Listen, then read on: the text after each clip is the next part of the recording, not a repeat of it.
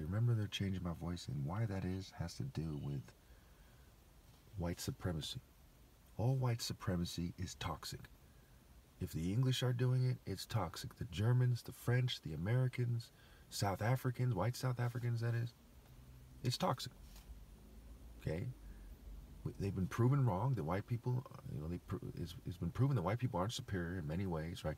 There's athletics, there's book smarts, Asians really outperforming them, and some other groups, including some African groups, really outperforming in book smarts. And for those who've been paying attention, I don't care about book smarts. It's like knitting or painting or drawing, sketching, sculpting.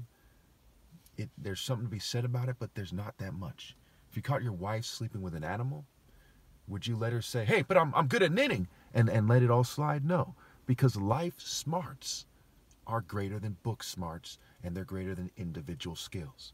Okay, if you caught your wife, flogging your kid for no reason, would you say, well, I got all A's at Stanford. Come on, man.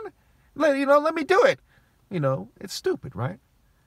And there's so many things like that where this society actually pretends that book smarts makes everything okay.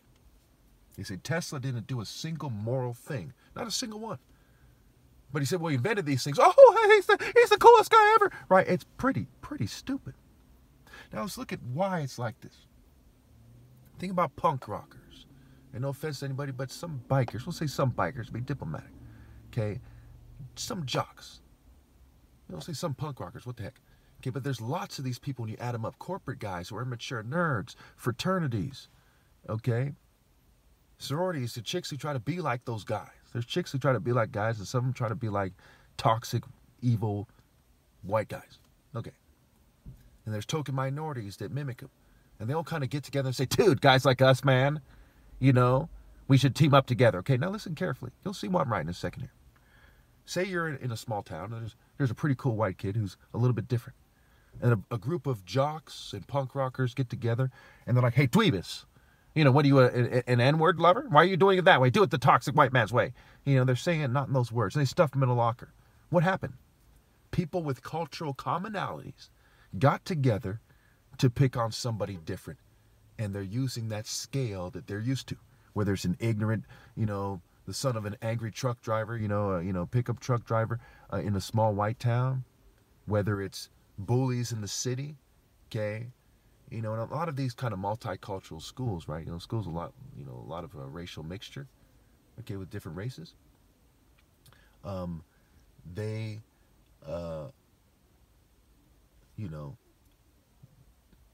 white people tend to pick on other white people. People tend to mess with their own race a little bit more in these schools, right? And it's pretty clear cut right now. Right now I got fumes, so that, to lose my train of thought. I mean, it's stupid, right? This is part of why they fume me. Okay, because think about the personalities, right? If I was to say, hey, you live in a small town full of Klan members, and they burned a cross, no one would be like, wow, he thinks that the Klan burned a cross. They would say, they'd look into it, right?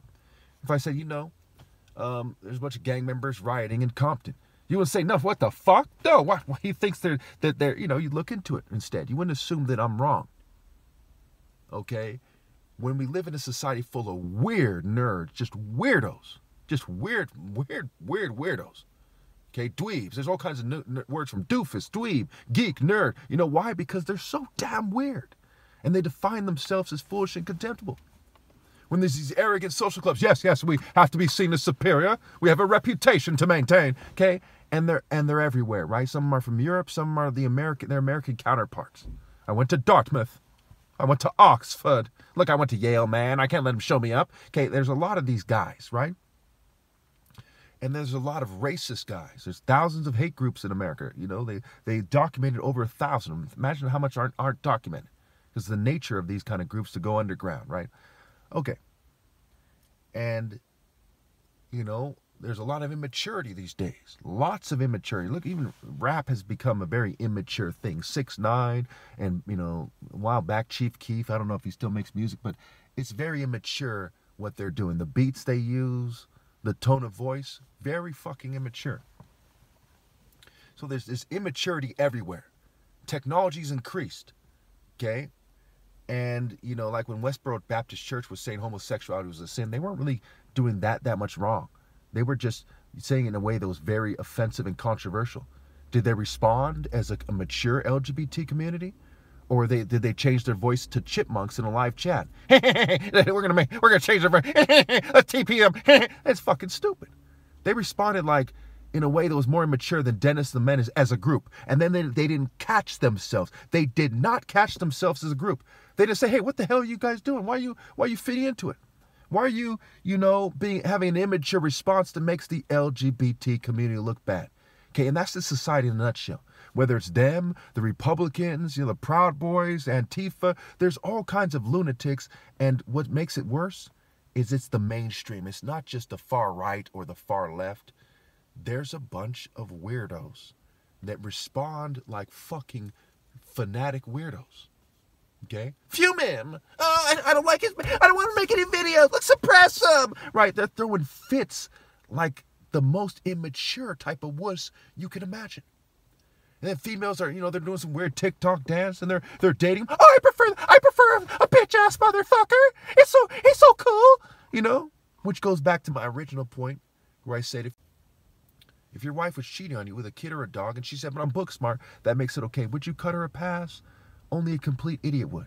If you were a man of real sense and moral worth, and you're the top martial artist ever, and you see females are rejecting you for some weird red lip on their lips on purpose, red lipstick on their lips on purpose, weirdos who act like the Riddler or the Joker, people in or some pretty boy or some frat guy, wouldn't you say, hey, I think that females don't have good dating judgment? And when you're angry and off camera, wouldn't you start calling them names and get pissed off? Okay? And if they're fuming you and they're dating the types of people, the types of personalities, the types of groups that fume you and go, hey, dude, let's suppress this video. Wouldn't you be like, hey, I can't respect them as a group. I'll never respect them as a group. Because years and years went by and they put their heads together and they came to the conclusion to shun the most righteous guy ever and to date the Riddler and Pee Wee Herman and Carlton. To date Jim Carrey in The Mask. Let's face it. That is some blank.